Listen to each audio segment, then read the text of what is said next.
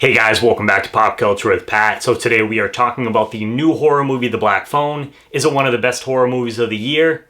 Let's talk about it. So The Black Phone is directed by Scott Derrickson, and it stars Ethan Hawke. It takes place in the late 1970s in Colorado, where a man called the Grabber has been abducting kids and ends up abducting one of our main characters, who is a boy named Finney.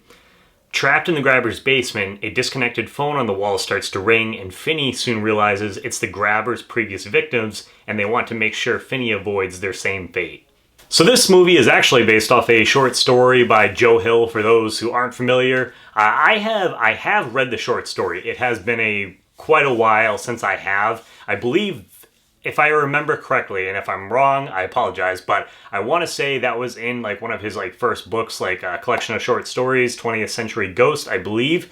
So yeah, it's definitely been a little while, so I'm not really totally familiar with the story, which I'm kind of glad. So I went into this movie fresh, other than seeing the trailer. But from seeing the trailer, this was definitely one of my more anticipated horror movies of 2022. However, saying that, one thing that I would definitely advise to you guys, having seen the trailer and then seeing the movie, I would say if you guys have not seen the trailer for The Black Phone, I definitely recommend you guys going in, try going as blind as possible, because I do feel like seeing the trailer, they do give quite a bit away that I wish that I would have seen fresh going into the movie. So, and I hate when movies do that, so I definitely feel like that is kind of the case here. So if you guys can, go into this without seeing the trailer, and I think you might appreciate it just a little bit more. And something else that I also want to give you guys kind of a heads up is that, because I feel like this can kind of totally change how you perceive this movie. So going into it, expect more of a thriller suspense type of movie with some horror elements thrown in, rather than a straight up horror film on more sides of Sinister, which Scott Derrickson previously did with Ethan Hawke. So I would say, yeah, it's definitely more of the thriller suspense than it is straight up horror.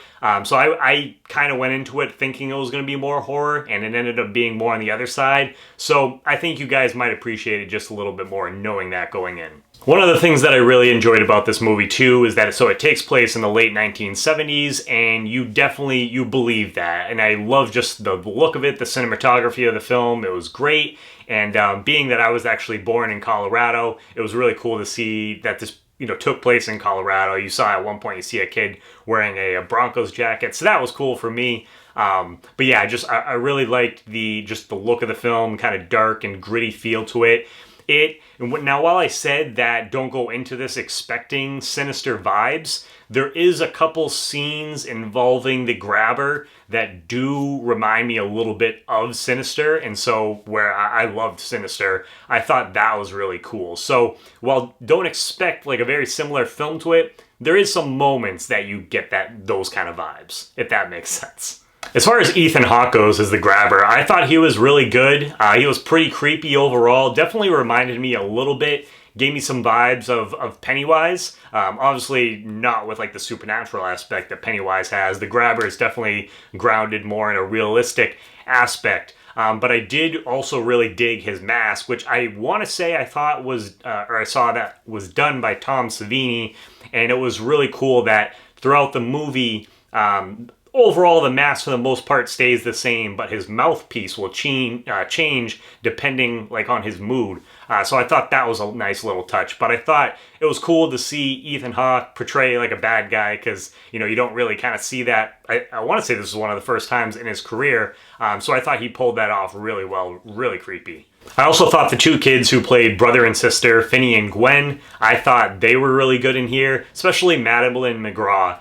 She had me cracking up, and my friends, several times in this movie with just a couple of her lines, and just overall the way that she played that character. I thought she brought a lot to that role. I also love the close relationship that they establish with these characters, the bond that they have. So when stuff actually starts to happen and these characters are in danger, you really care about them, and you don't want to see anything happen to them. So I think that was one of my favorite aspects of the movie, was just establishing that bond and that friendship that they have as siblings, and they do a good job of that early on in the movie. So that way, when things happen later on, you care about what's actually happened. That's really important, obviously, in horror movies. So overall, guys, I really enjoyed The Black Phone. I had a good time with this film. All my friends did as well. Like I said, just kind of go into this expecting more of a thriller, suspense with some horror elements, and not the straight up horror movie that I think some people might be expecting going into this. And I think that you guys will really enjoy it too. There was some elements like the ending, some other elements, and I don't really want to go into too much just, as far as like spoilers go, because I want you guys to see this fresh. But there was some other elements where they didn't quite work for me, or maybe a few things could have been fleshed out a little bit more.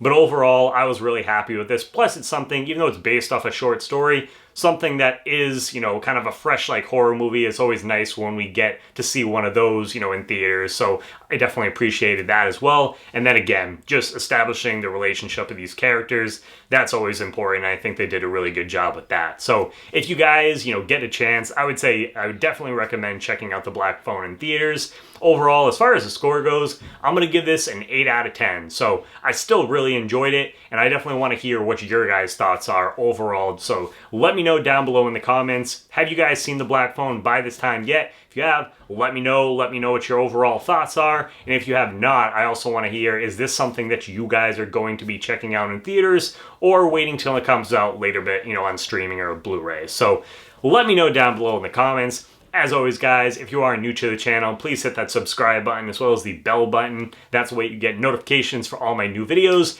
If you guys can, drop a comment and give this video a thumbs up, as it really, really helps the video. I appreciate that so much, you guys. Thank you ahead of time. And as always, please make sure to check back for more Pop Culture with Pat.